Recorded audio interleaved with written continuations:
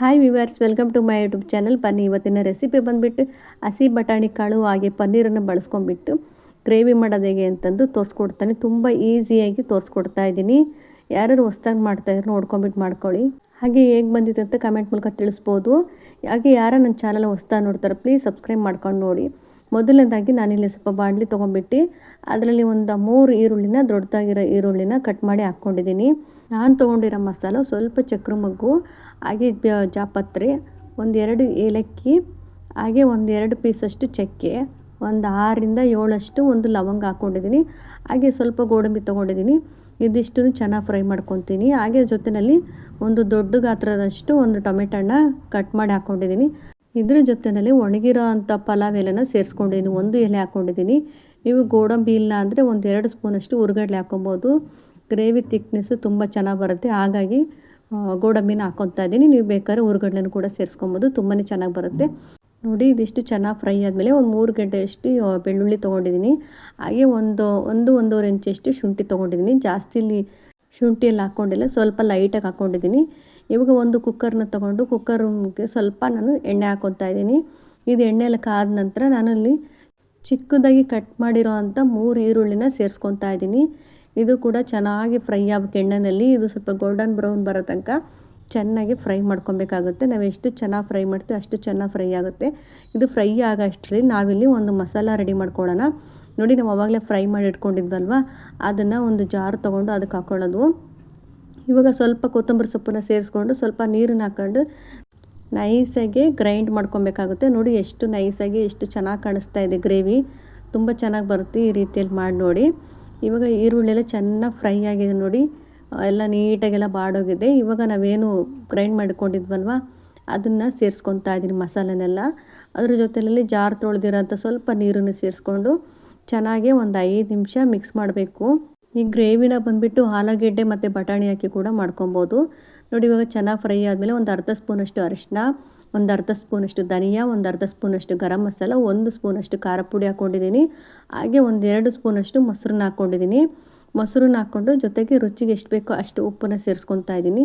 ನೋಡಿ, ಇವಾಗ ಇದಿಷ್ಟನ್ನು ಹಾಕ್ಕೊಂಡು ನಾನು ಚೆನ್ನಾಗಿ ಮಿಕ್ಸ್ ಮಾಡ್ಕೊತಾ ಇದ್ದೀನಿ. ಮೊಸರು ಹಾಕೋದ್ರಿಂದ ತುಂಬ ಟೇಸ್ಟ್ ಕೂಡ ಚೆನ್ನಾಗಿ ಬರುತ್ತೆ. ಹಾಗೆ ಗ್ರೇವಿ ಕೂಡ ಚೆನ್ನಾಗಿ ಆಗುತ್ತೆ ಅಂತ ಹೇಳ್ಬಿಟ್ಟು 1-2 ಸ್ಪೂನ್ ಮೊಸರು ಹಾಕ್ಕೊಂಡಿದ್ದೀನಿ. ಅದು ಮೊಸರು ಆಪ್ಷನಲ್ಲಿ ಬೇಕಾದರೆ ಹಾಕ್ಕೊಬೋದು, ಇಲ್ಲ ಅಂದರೆ ಬೇಡ. ನೋಡಿ, ಇವಾಗ ಚೆನ್ನಾಗೆಲ್ಲ ಕುದಿ ಬಂದು ಸ್ವಲ್ಪ ಕಲರೆಲ್ಲ ಚೇಂಜ್ ಆಗಿದೆ. ಈ ಟೈಮ್ನಲ್ಲಿ ನಾನು 1 ಬೌಲಷ್ಟು ಹಸಿ ಬಟಾಣಿನ ಸೇರಿಸ್ಕೊಂಡಿದ್ದೀನಿ. ತುಂಬಾ ಚೆನ್ನಾಗಿರುತ್ತೆ ಬಟಾಣಿ ಹಾಕಿ ಮಾಡ್ಕೊಳ್ಳೋದ್ರಿಂದ. ಬಟಾಣಿ ಇಲ್ಲ ಅಂದರೆ ನೀವು ಆಲೂಗಡ್ಡೆ ಕೂಡ ಮಾಡ್ಕೊಬೋದು, ಬರೀ ಪನ್ನೀರಲ್ಲೂ ಕೂಡ ಮಾಡ್ಬೋದು, ತುಂಬ ಚೆನ್ನಾಗಿ ಬರುತ್ತೆ. ನಾನಿಲ್ಲಿ ಇದನ್ನು 1 ವಿಷಲ್ ಹಾಕ್ಸ್ಕೊತಾ ಇದ್ದೀನಿ. ಇವಾಗ ಬೇಗ ಆಗೋಲ್ಲ, ಟೈಮ್ ಇಲ್ಲ ನಮಗೆ ಬೆಳಗ್ಗೆ ಟೈಮಲ್ಲಿ ಅಂದಾಗ 1 ವಿಷಲ್ ಹಾಕ್ಸ್ಕೊಂಡ್ರೆ ಸಾಕಾಗುತ್ತೆ. ಹಾಗಾಗಿ ನಾನು 1 ವಿಷಲ್ನ ಸ್ವಲ್ಪ ಬಂದ ತಕ್ಷಣ ತೆಗೆದುಬಿಡ್ತೀನಿ. ಇವಾಗ ನೋಡಿ, ಅದು ವಿಷಲ್ ಆಗೋದ್ರೊಳಗಡೆ ನಾವಲ್ಲಿ ಪನ್ನೀರನ್ನು ರೆಡಿ ಮಾಡ್ಕೊಂಬಿಡೋಣ. ನೋಡಿ, ನಾನಿವಾಗ ಪನ್ನೀರ 1 ಪ್ಯಾಕೆಟ್ ಪನ್ನೀರ್ ತೊಗೊಂಡು ಕಟ್ ಮಾಡ್ಕೊತಾ ಇದ್ದೀನಿ. ನಾನು ತುಂಬ ಸ್ವಲ್ಪ ಚಿಕ್ಕದಾಗಿ ಕಟ್ ಮಾಡ್ಕೊಂಡಿರ್ತೀನಿ, ಯಾಕೆಂದರೆ ದೊಡ್ಡದಾಗಿದ್ದರೆ ಮಕ್ಕಳು ಅಷ್ಟು ತಿನ್ನಲ್ಲ. ಹಾಗಾಗಿ ಸ್ವಲ್ಪ ಚಿಕ್ಕದಾಗೇ ಪೀಸ್ ಮಾಡ್ಕೊತಾ ಇದ್ದೀನಿ. ನೋಡಿ, ನಾನು ಇಷ್ಟಾಗಿ ಮಾಡ್ಕೊತಾ. ನಿಮಗೆ ಯಾವ ಸೈಜ್ ಬೇಕು ಆ ಸೈಜಿಗೆ ಕಟ್ ಮಾಡಿ ನೀವು ಮ್ಯಾಗಿನೇಟ್ ಮಾಡಿ ಇಟ್ಕೊಬೋದು. ನಾನು ಎಲ್ಲ ಮ್ಯಾಗಿನೇಟ್ ಮಾಡ್ತಾಯಿಲ್ಲ, ಹಾಗೇ ಡೈರೆಕ್ಟಾಗಿ ಹಾಕ್ಕೊತಾ ಇದ್ದೀನಿ. 1 ವಿಷಲ್ ಆಗಿದೆ. ಇವಾಗ ಕುಕ್ಕರ್ ತೆಗಿತಾ ಇದ್ದೀನಿ. ನೋಡಿ, ಎಷ್ಟು ಚೆನ್ನಾಗಿ ಎಣ್ಣೆ ಎಲ್ಲ ಬಿಡ್ಕೊಂಡು ಮೇಲ್ಗಡೆ ತೇಲಾಡ್ತಿದೆ. ನೋಡೋಕ್ಕೆ ಎಷ್ಟು ಚೆನ್ನಾಗಿ ಕಾಣಿಸ್ತಾ ಇದೆ.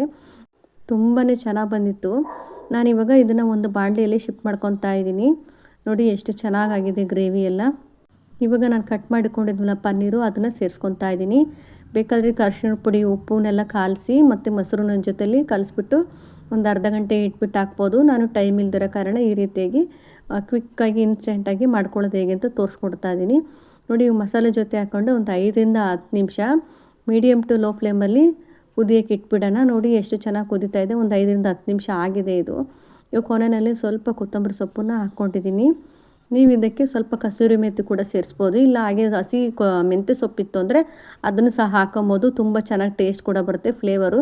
ನೋಡಿ, ಎಷ್ಟು ಚೆನ್ನಾಗಿ ನೀವು ಹೋಟೆಲೆಲ್ಲ ತಿಂತೀರಲ್ಲ ಅದೇ ರೀತಿಯಲ್ಲಿ ಫ್ಲೇವರ್ ಬಂದಿರುತ್ತೆ. ತುಂಬಾ ಚೆನ್ನಾಗಿರುತ್ತೆ. ಮನೆಯಲ್ಲೇ ಕೂಡ ಕ್ವಿಕ್ಕಾಗಿ ಮಾಡ್ಕೊಬೋದು.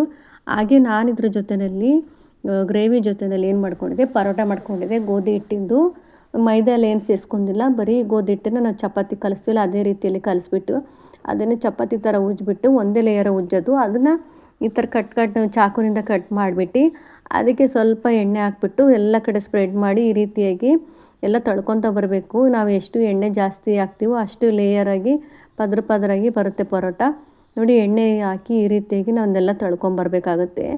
ನೋಡಿ ಅದಾದಮೇಲೆ ನೆಕ್ಸ್ಟ್ ಈ ರೀತಿಯಾಗಿ ಹಿಡ್ಕೊಂಡು ನಾವು ಚಪಾತಿಗೆ ರೋಲ್ ಮಾಡ್ಕೊತೀವಲ್ಲ ಆ ರೀತಿಯಲ್ಲಿ ರೋಲ್ ಮಾಡಿಕೊಂಡು ನೋಡಿ ಈ ರೀತಿ ಹಿಡ್ಕೊಂಡ್ಬಿಟ್ಟು ಕೈನಲ್ಲಿ ತಟ್ಟಬೇಕು. ಇದು ಲಟ್ಟಣಿಗೆಲ್ಲ ಪ್ರೆಸ್ ಮಾಡಿ ಉಜ್ಜಿದ್ರೆ ಏನಾಗುತ್ತೆ ಅದು ಲೇಯರ್ ಥರ ಎಲ್ಲ ಬರಲ್ಲ, ಎಲ್ಲ ಒಟ್ಟಿಗೆ ಚಪಾತಿ ಥರ ಆಗಿಬಿಡುತ್ತೆ. ಹಾಗಾಗಿ ನಾವು ಕೈಯಲ್ಲಿ ಸ್ವಲ್ಪ ಲೈಟಾಗಿ ಪ್ರೆಸ್ ಮಾಡಿ ಈ ರೀತಿಯಾಗಿ ತಟ್ಟಿದರೆ ತುಂಬ ಚೆನ್ನಾಗಿ ಲೇಯರಾಗಿ ಬರುತ್ತೆ ಪರೋಟ. ನಾವು ಹೊರಗಡೆ ಬೇಕ್ರಿಯಲ್ಲೆಲ್ಲ ತಂದು ತಿನ್ನೋದಕ್ಕಿಂತ ಆವಾಗಲೇ ಮನೆಯಲ್ಲಿ ಫ್ರೆಶ್ ಆಗಿ ಗೋಧಿ ಹಿಟ್ಟಿನಲ್ಲಿ ಮಾಡಿಕೊಟ್ರೆ ಆರೋಗ್ಯಕ್ಕೂ ಕೂಡ ಒಳ್ಳೆಯದು, ಮಕ್ಕಳಿಗೂ ಕೂಡ ಒಳ್ಳೆಯದು. ನೋಡಿ ನಾನಿವಾಗ ಅದನ್ನ ಕೈಯಲ್ಲಿ ಪ್ರೆಸ್ ಮಾಡಿಬಿಟ್ಟು ತೋರಿಸ್ತಾ ಇದ್ದೀನಿ. ಮೇಲ್ಗಡೆ ಸ್ವಲ್ಪ ಎಣ್ಣೆ ಹಾಕ್ಕೊಬೇಕಾಗುತ್ತೆ. ಎಣ್ಣೆ ಹಾಕ್ಕೊಂಬಿಟ್ಟು ಚೆನ್ನಾಗಿ ಈ ರೀತಿ ಪ್ರೆಸ್ ಮಾಡಿ ತಿರುಗಿಸ್ಬೇಕು. ಜಾಸ್ತಿ ತಿರ್ಗ್ಸೋಕೆ ಹೋಗ್ಬಾರ್ದು, ಜಾಸ್ತಿ ತಿರ್ಗಿಸಿದ್ರೆ ಏನಾಗುತ್ತೆ ಅದು ರೊಟ್ಟಿ ಥರ ಆಗಿಬಿಡ್ತೈತೆ. 1 ಟೈಮ್ 2 ಟೈಮು 3 ಟೈಮ್ ತಿರ್ಗಿಸಿದ್ರೆ ಸಾಕಾಗುತ್ತೆ, ತುಂಬಾ ಚೆನ್ನಾಗಿ ಬರುತ್ತೆ. ನೋಡಿ ನಾನು ಇಷ್ಟನ್ನು ಪರೋಟ ಮಾಡಿಕೊಂಡು ತೋರಿಸ್ತಾ ಇದ್ದೀನಿ ಯಾವ ರೀತಿಯಾಗಿ ಬಂದಿದೆ ಅಂತ. ಮಾಡಾದಮೇಲೆ ಲಾಸ್ಟಲ್ಲಿ ಈ ರೀತಿಯಾಗಿ ಶೆಲ್ಫ್ ಮೇಲೆ ಹಾಕ್ಕೊಂಡು ನಾವು ಈ ರೀತಿ ಪ್ರೆಸ್ ಮಾಡಿದರೆ ಚೆನ್ನಾಗಿ ಲೇಯರ್ ಥರ ಎಲ್ಲ ಬಿಟ್ಕೊಳ್ಳುತ್ತೆ. ನೀವು ಮೈದಾ ಹಿಟ್ಟಲ್ಲಿ ಕೂಡ ಮಾಡ್ಬೋದು, ನಾನಿಲ್ಲಿ ಗೋಧಿ ಹಿಟ್ಟಲ್ಲಿ ಮಾಡಿ ತೋರಿಸ್ತಾ ಇದ್ದೀನಿ. ತುಂಬಾ ಚೆನ್ನಾಗಿ ಬಂದಿದೆ, ನೋಡ್ಬೋದು ಪರೋಟ ಎಷ್ಟು ಚೆನ್ನಾಗಿದೆ. ಇವಾಗ ಸರ್ವ್ ಮಾಡಿ ತೋರಿಸ್ತಾ ಇದ್ದೀನಿ ನೋಡಿ ಎಷ್ಟು ಚೆನ್ನಾಗಿ ಬಂದಿದೆ. ಮನೆಯಲ್ಲಿ ಈಸಿಯಾಗಿ ಕ್ವಿಕ್ಕಾಗಿ ಮಾಡ್ಕೊಂಡು ಮಕ್ಕಳಿಗೆ ಕೊಡ್ಬೋದು, ಆರೋಗ್ಯ ಕೂಡ ಒಳ್ಳೆಯದು, ಹೆಲ್ತಿಯಾಗಿರುತ್ತೆ. ಹಾಗೆ ಇವತ್ತಿನ ವಿಡಿಯೋ ಹೇಗೆ ಅನ್ನಿಸ್ತು ನಿಮಗೆ? ಸ್ವಲ್ಪನಾದರೂ ಇಷ್ಟ ಆದರೆ ಪ್ಲೀಸ್ ಲೈಕ್ ಮಾಡಿ, ಶೇರ್ ಮಾಡಿ, ಈ ಫ್ರೆಂಡ್ಸ್ ಆ್ಯಂಡ್ ಫ್ಯಾಮಿಲಿಗೆ ಶೇರ್ ಮಾಡಿ. ಈ ಗ್ರೇವಿನ ಟ್ರೈ ಮಾಡಿಬಿಟ್ಟು ಹೇಗೆ ಬಂದಿತ್ತು ಅಂತ ಕಮೆಂಟ್ ಮೂಲಕ ತಿಳಿಸ್ಬೋದು, ನಾನು ಆನ್ಸರ್ ಮಾಡ್ತೀನಿ. Thank you for watching.